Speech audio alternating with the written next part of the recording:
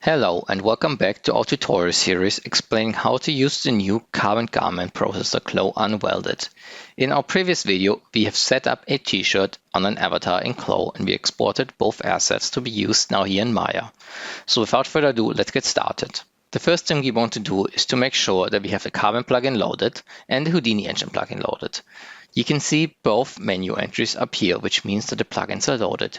If you don't see them or if you're unsure, go to Windows, Settings Preferences, and Plugin Manager. If you search for Houdini, you don't have to type in the full word. You already start seeing the Houdini engine plugin, which is the Houdini engine.ll. I have it set loaded and auto load. So you need to make sure at least load is ticked, but I recommend doing auto load as well. And then you can do the same thing for carbon if you want to make sure the carbon plug is installed and loaded. Now we have both set up, we can start bringing in geometry. Let's go File, Import, and I'm in my folder here where I exported the data to Avatar. And here a couple informations about the options. I like to tick group and I like to untick use namespaces. Let's go ahead and import, and here's our avatar. We have multiple meshes that are part of the avatar, which were in the same OBJ file. They're now grouped onto a new node, and the default name is group. We're just going to change this to avatar. Perfect. Now, let's go and bring the other meshes in. File, import, and we're going to use start. Meshes, unwelded t-shirt, unwelded. MTL, no, we want the OBJ. Here it is, t-shirt unwelded.obj. Again, it is set under group. We're going to name this start. And finally, the render meshes. File, import, and render up here. There we go. And we want to name this render. When you export render meshes, so FBX meshes from CLO, you end up with normal information locked onto the meshes, which later will give you disturbing or like unpleasant results when these panels are deformed into a 3D shape to match the t-shirt. So what I would recommend at this stage, before we forget about it, is select render, go to mesh display, go to unlock normals, select it again, mesh display, and soften edge as well so we don't get hard shading. Now we can select it a third time, go to edit, delete by type, and we're just going to delete all of that history. All right, that's good now. Next, let's see if you want to clean some things up. Under start, our meshes have pretty long names and they all have a prefix t-shirt unwelded _. You might want to delete it just to shorten your file names. Since there's not that many, you could manually go through and start deleting a prefix, or you could try to use a helper functionality, which you can find under Modify, Search and Replace Names. Make sure it's set to hierarchy, and I already have t-shirt unwelded in here. Replace with, if you want to replace it with nothing, you cannot just leave it empty. You need to put two single quotation marks here. Otherwise, if you leave it on empty, and I can show you, if you click replace, nothing happens. Put two quotation marks, replace, and there we go, that worked. Perfect. Let's go to render. Those names are not necessarily super long, so I would just keep them. But what we can see is render does not only contain the flat panels, it also contains the stitchings, which are just details after the fact. We will not have them as part of the simulation. But we need to split them out for the garment processor into a new group called details. So let's go create empty group. We're going to call it details. Select these 4 binded trims and just move them into details. Perfect. Now we have all of this set up. We can just go ahead, press Ctrl S to save. Now let's get started. We can create a garment processor either through the carbon shelf, or if you go into the menu under carbon, create utils, and then garment processor CLO Unwelded. And here we will now work our way from the top to the bottom. First things first, metadata XML. This metadata XML file was exported when we exported our start meshes from CLO, and we ticked that box to export metadata. Just go to the file node and it will be in the same folder where your OBJ was. T-shirt unwelded metadata XML. Perfect. Next up, carbon simulation node is required. Let's create one. You can find it here on the shelf quite easily. A few parameters we want to adjust. I like to bring up subdivisions to 30 to give the solver a little bit more conversions and deal with faster motions. The important parameter now is length scale. Carbon per default assumes that all of your scene units are in meters, because that's how carbon internally works. Now, often your scene units might not be meters, and this is the case here as we export it in centimeters. Now, avatar is roughly 170, 180 scene units, so centimeters tall.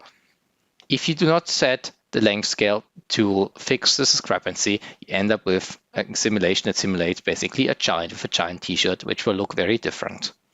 So how do we go from meters to centimeters? Well, it's a factor of 1/100. So 0.01. Perfect.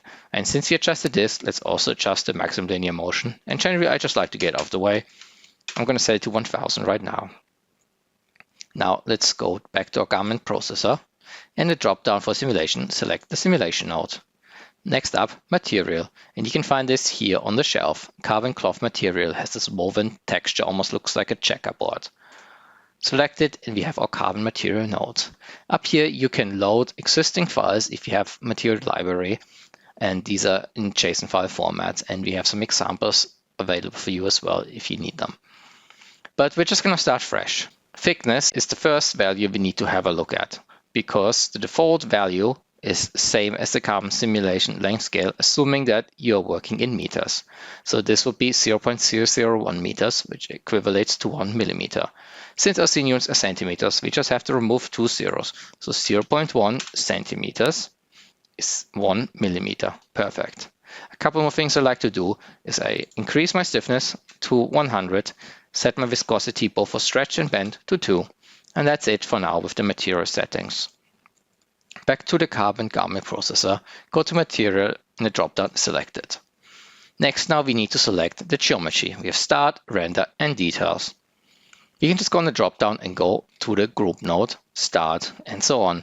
But often you might find yourself having a lot of meshes here and it's not necessarily feasible to just always scroll down. Then what you can do is select what you want to be in there, for example, render, hold Control on your keyboard, click on the garment processor. You can now let go of Control with both selected, and your dropdown or any of these dropdowns here will now first have the item that's basically selected, so none. And next up will be whatever you manually selected in your outliner, so which is render. Perfect. Same thing for details. Selected, hold Control, click on the garment processor, and now in the dropdown for details, it will be the second item. At this stage, we have the main geometry setup done, and I would press Ctrl S to save the scene. Let's move to stage 2. First thing that's going to ask you is whether you want to delete the mesh construction history. I am going to go ahead and press delete history because I do not need the history.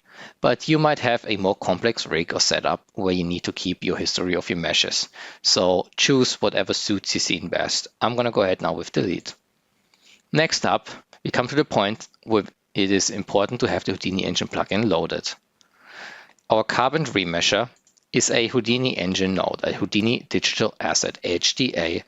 And we have this created in Houdini because it uses a lot of the procedural power from Houdini. But thanks to the Houdini engine plugin in Maya, we can use this here in Maya as well. So double click on it and it will now bring up a little asset window where it shows you all of the assets that are inside this HDA. And we need to select the carbon remesher. The other ones are helper assets, which you do not need to use. The carbon remesher is automatically set up from the garment processor to have the right parameters. So this includes number of target triangles, taking the original input mesh into account and trying to make sure the output mesh has similar resolution. It also takes the XML alpha from your garment processor so that it can ensure that any internal lines are being preserved and not being remeshed. All the other parameters are advanced features, which you do not need to look into unless this output here looks wrong. But it looks really good, so we can just move on. Back to our garment processor. We can move to stage 3. So what we can see right away now is that our separate nodes, our separate groups with start, render, detail, and our remesher have all been dragged under the garment processor and sorted in here.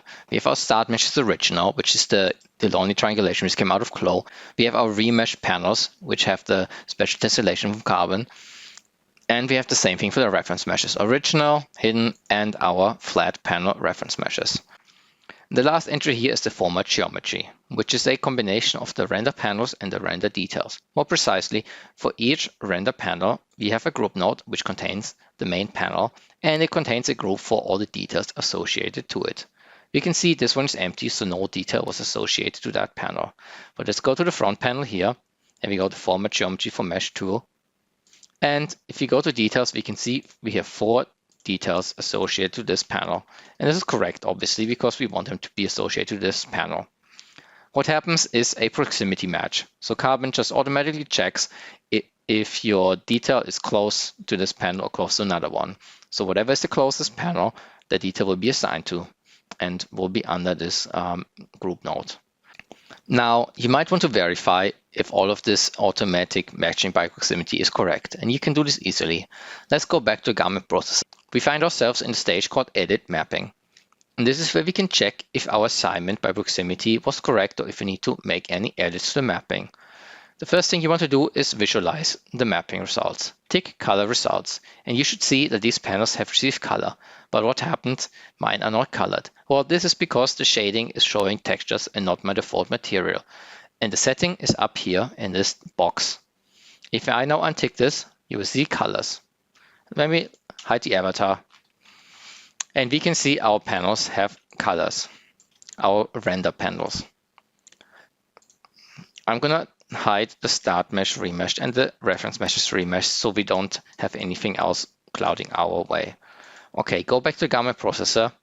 You can see that some of these colors might be very similar. If we click change all colors, it will automatically assign new random colors to each panel. So let's click it, and this looks much better. We now have no two colors that are too similar.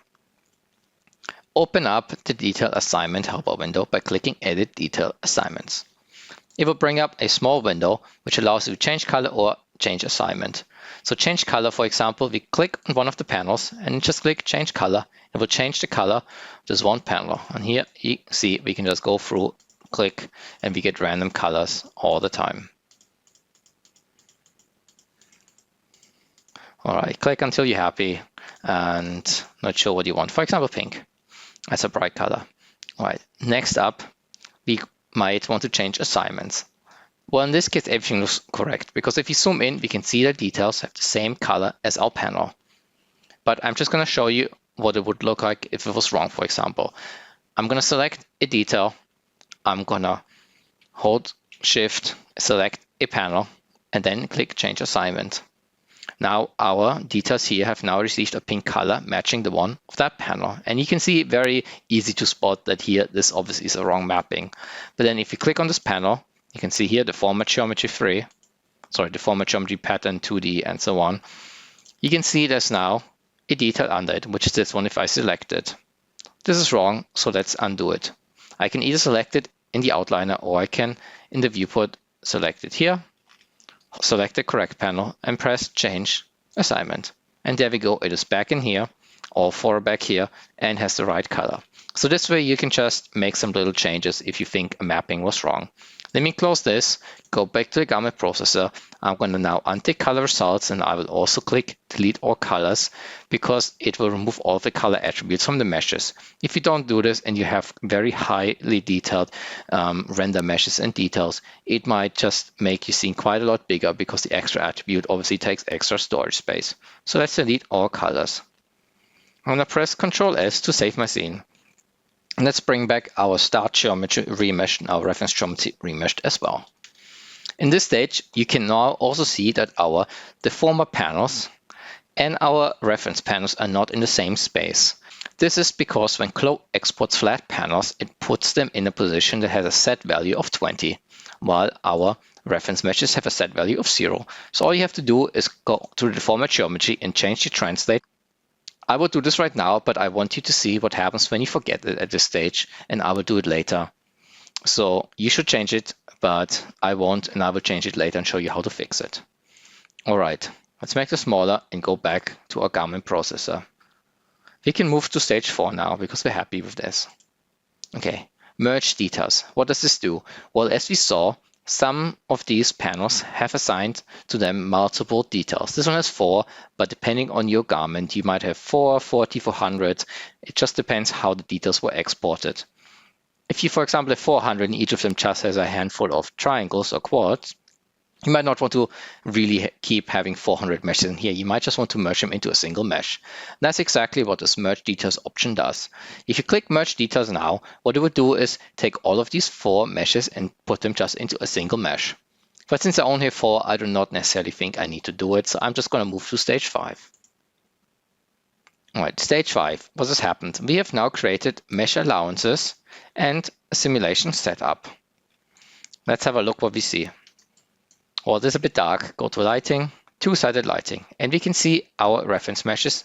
And if I show them, our start meshes also have these spikes on them. All right, I'm gonna make this smaller. I'm gonna show the allowance start meshes. These are now new meshes having an allowance in them. And let me hide the simulation, which was automatically created as well. You can see these spikes are in here on the start meshes and on the reference meshes in the same way. What do these spikes do? Well, coming from the metadata, we get information about creases, about folds that have been set up in CLO. These might be internal fold lines or folds on open edges where two panels come together. Now, in Carbon, when you put two meshes together on open edges, you cannot provide an angle for the stitching or the binding. Reason being that it's just impossible to set an angle on open edge because an angle needs more than just a single edge. An angle is between two triangles. But since it's an open edge, there's only one triangle or one quad associated with that edge. So what we need to do is turn those open edges into non-open edges. This is exactly what allowances do. You have start allowances and reference allowances. I would walk you through the start allowances because the reference allowances are just under the hood linked in the graph to the start allowances, and we do not have to do anything with them. So an allowance is a node. You provide a point group, and based on the point group, we will get an extrusion. And by default, it is this like ziggity-zag sawteeth, which we call darted. And this extrusion then obviously makes the previously open edges non-open anymore, and then we can apply a carbon crease node, which enforces an angle with a certain strength on an internal edge. And that's what we wanted. There's also a master switch on our garment processor node where we can change the allowance parameters. So the first thing you want to do with the allowance is we want to change the width if needed. The width just means how long are these spikes or darts. Let me just change this to 4, and you always after changes need to make sure to tick update allowance meshes. And here we go. You can see these are all hooked up under the hood to it, and they're all set to 4. Now this looks very long and it's not really optimal. Look at the internal tessellation. You want your spikes, so the edges on the spikes, to be roughly as long as the internal edges. So 1 was actually a good value. So I'm going to go back, set it to 1. And always remember, after you change a parameter, press update allowance meshes to push the changes through. And this looks pretty good to me. We just need to be ballpark, doesn't have to be super perfect, but roughly same size. Okay, let's look at this panel. I'm going to walk you through the other parameters. Now, the next parameter is called curve type. And there are two options, open and closed. So when you provide a point group in your allowance, for example here, you provide a series of points which form a long edge. If this is an open edge, so it's not a loop, then the curve type open is what's supposed to be used. If it's closed, so it is a full loop, then you might want to change the curve type to closed because it will close the full loop up. Now, most of these will be open. If I set it to close and I press up the allowance meshes, you can see that actually the allowances have gone for most of my meshes because most of these do not contain closed loops. So usually it's good per default to just keep the curve type to open, and only if you need it for certain closed loops, you can manually change the individual ones. Next parameter, extrusion type. As you see, darted is the sawteeth. If I change the extrusion type to the other option called band, press update allowance meshes, you can see that the triangles have been filled in for each allowance.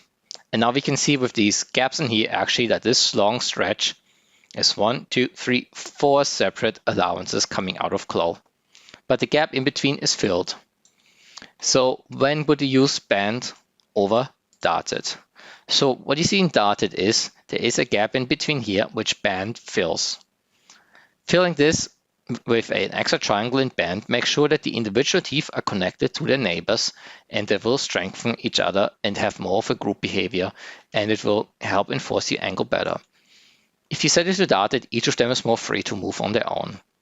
But the one thing to keep in mind is that if you have scenes or like scenarios where you have strong curvature, and you might have this here in the sleeves, where these darts are basically bent towards each other, having banded extrusion type means that you would have a triangle in here, which would then, through their segment constraints or stretch, and through their surface constraint, the area of the triangle, fight potential deformation. It make it harder to have this round shape.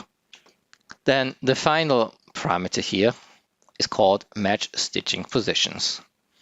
Well, so the thing, as we said, is that in carbon, when you stitch two panels together and you have an open edge, you cannot provide a crease, an angle, because they're open edges. That's why we created these allowances here.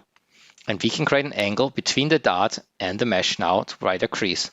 But this only creates an angle between basically still one panel and not the other panel. So what we do in carbon is we actually stitch these darts together between the two allowances of two panels that meet together. But what we do is we just extrude these darts based on each panel. And if the panels don't come together with the same normals, you see the darts here, there's actually a gap. They do not perfectly line up. If you want them to perfectly line up, we have a post process, which is here called match stitching position. So if I click this now, you can see now that the darts are matched up with the matching partner from the crease. So they all point in the same direction, then perfectly align. I would recommend always doing this to match them up nicely. Now that we're done with this, we can now have a look at the simulation. Let me hide the allowance, start, and reference meshes and show the carbon simulation node. Perfect. We see our cloth, and then we also have settings for stitchings. Where are stitchings? Here. So I can hide the cloths. We can see all of our stitchings. Our stitchings are on the edges, and these extra extrusions are where our allowances meet. In addition to stitchings, for each stitching, we have a narrow filter. You can see them here. To make sure that all of these points which come together at per default zero distance do not cause collision fighting between the collision and the zero length stitching. So one more thing to have a look at is creases, and I'm showing these here. So creases is, as I said, a node that allows you to set an angle on a non-open edge. There's a crease per crease defined in the XML file, and that one came directly from CLO. So whenever in CLO you have a fold angle, you can specify your strength. This converts into creases in carbon. But keep in mind that while in CLO you only have one fold angle per two panels meeting, and carbon split into two. So you have an allowance on each panel coming together, and then you have a crease on each side. That's why you see two names here. You see mesh 2 shape 6, and you see mesh 3 shape 6. So this basically two creases for the one fold or crease as you would have it in CLO. And they're linked to each other. So you can see some of them have yellow colors. This means they have the input from the other one. For every crease from CLO, we basically have two creases in here because they're both on the allowances of the open edges, and they're linked to each other. So when you make change to one, it automatically gets applied to the other one as well, like a symmetric setup. Similar with the allowance. The allowances are also linked to each other. If you have one of these and you cannot edit, for example, you want to enable or disable, what you have to do is you right click, and then it shows you which one it is linked to, and you click OK, and it brings you then to the node that contains that one. And they have the same color. So again, if I go to one of these creases, this is selectable. This one also would highlight both of them here. And you have the name. They're both index 6. Let's go have a look. Index 6. And we have this yellow-orangey color. And if you go to the other one as well, we also see the color. So they have the same color, which you could change as well. If you change it from one, it's linked to the other one. They should both then get the same color. So this one is locked. I cannot change it. I need obviously go to the other one. Here we go. And done. And now they both have the same color again. And then if you go enable, they're actually both disabled. So if you look here, it's linked, both disabled. And once it crease is disabled, it receives a kind of dotted line to make sure you have a visual representation of what it means that this one is enabled and disabled. Again, then we can just select it again, and This one is locked, as you can see, because got the input from the other one. Right click, go to the first one. Here we go, enable it again. That's our crease, and it sets the angle based on the value from the XML file that was exported from CLO. If you play around with this value, for example here, -99, you will see that on the other one, it is also set. Here we go, -99. Now, if you play around it and you're like, oh, actually, I want to go back to the original from CLO, well, you can see down here, the angle from the XML file is 0 and the strength is 5. So if you play with the strength, you can also adjust it back to the default based on just looking on this little helper information. But hopefully you don't really have to touch this because it's just using the data from CLO and you can just happily go ahead and simulate. I'm going to now hide the creases and let's bring back the stitchings maybe on our cloth. Before we go ahead and simulate, let's first delete all these sets here for the panels that came from the Remesher. And then let's bring our avatar in. Without the avatar, our t-shirt would obviously just fall under gravity into an open space. So I brought it all back, but we just need the body part. Select the body part and create a carbon collider. On the collider, just as with the t-shirt, we will have to adjust the thickness, go in and remove 2 zeros, which then equates to 0.1 scene units, which is 1 millimeter, same as for the cloth. Reset the simulation, maybe press Ctrl S to save, and let's just press play. This actually looks quite nice. We can see on the first frame that our shirt starts adjusting to the reference metrics, so we do not see a strange extra stretching under gravity, and it's looking really nice and it's looking very smooth. Maybe we want to hide under here the stitchings so we don't get the distraction from the stitchings.